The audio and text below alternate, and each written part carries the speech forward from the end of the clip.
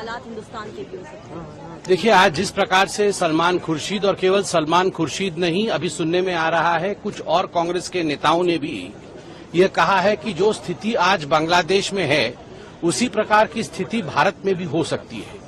उन्होंने एक किताब लॉन्च के परिस्थिति में ये कहा है, किताब लॉन्च के इवेंट में कहा है।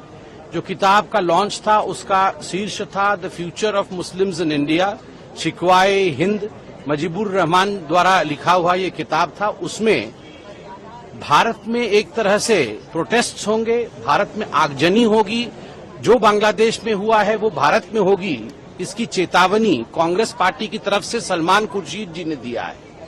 और कई दिग्गज जो वहां मौजूद थे, शशि थरूर से लेके अन्य नेता भी वहां मौजूद थे, एक तरह से उनकी स्वीकृति थी, एक तरह से उन्होंने उसका समर्थन किया। आप चिंता करके देखिए, सोच करके देखिए किस प्रकार की सोच कांग्रेस पार्टी की है।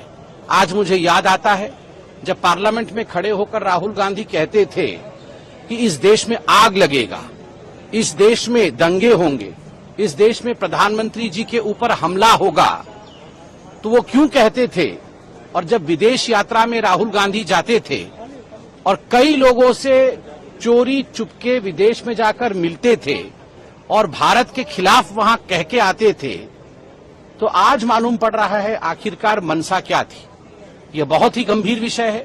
जब भारत के चारों तरफ बाकी देशों में इस प्रकार की परिस्थिति देखने को मिल रहा है, कांग्रेस पार्टी जो देश का आज मुख्य विपक्ष है वह भी यही चाह रही है।